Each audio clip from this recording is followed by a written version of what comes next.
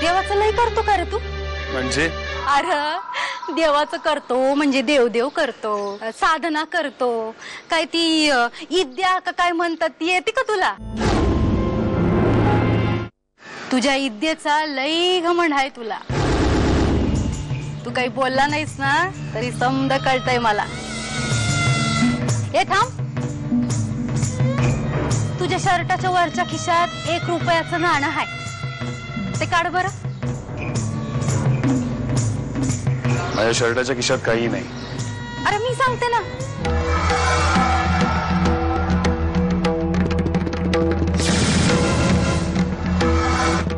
आता हे नाणं सौताच्या तळहातावर ठेव. मला सांग, काय दिसतंय तुला? रुपयाचं नाणं.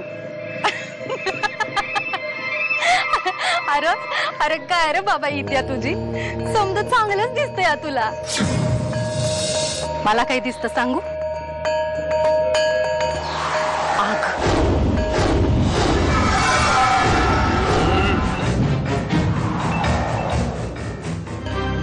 बापू, मला खूप भीती वाटते हो.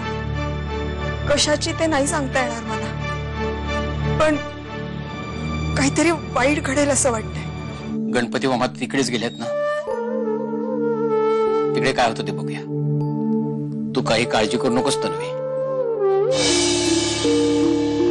तन्वी, चल उठ, चहा कर पहिला. बरं आणतो. हा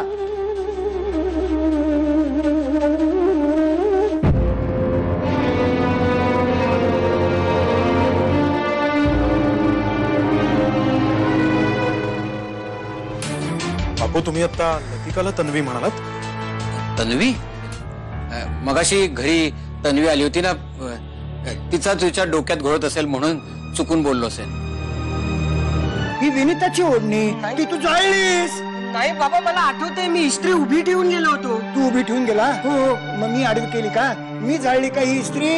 हा, तुम्ही मुलं आहात ना, ही आजकालची मुलं महाबिलंदर आहात. तुम्ही काम टाळण्यासाठी अशा सबबी शोधता. मी बदणार नाही सांगून ठेवतो तुला आधी. नाही बाबा, तुम्ही असं का बोलताय? चुप. लतिका, तुला आता साध्या साध्या गोष्टींसाठी माझी परवानगी लागायला लागली आहे. तुम्हाला तन्वीला डिवोर्स द्यायचा नाहीये, अगदी मनापासून. नाही अगं, खरंच असं काही नाहीये. फक्त मला एवढंच वाटतं की कुणावरही अन्याय होता कामा नये. मला सांग, काय दिसतंय तुला? रुपयाचं नाणं. मला काय दिसतं सांगू? मला आग दिसती.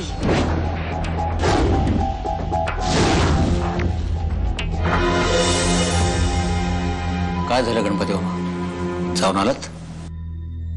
काय येतंय का लक्षात? तुला सटवाई देवी माहित नाही? आई सटवाई देवी जगातल्या समजांचं भाग्य होती. ती आई सटवाई देवी,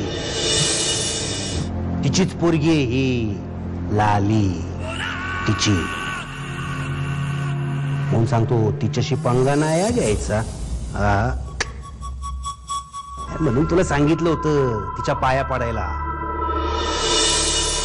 तिच्याशी चांगलं वागलं ना का काय सटवाईचा आशीर्वाद भेटतील आपल्याला. या असल्या भाकड कथांवर विश्वास नाही माझा, कळ? बघ, डिझाईन बघू नको आरशाचं, इकडे बघ, चेहऱ्याकडे.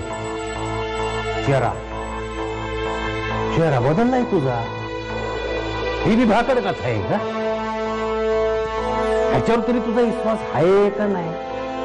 बघ बघ बघ, आरसा या बघ.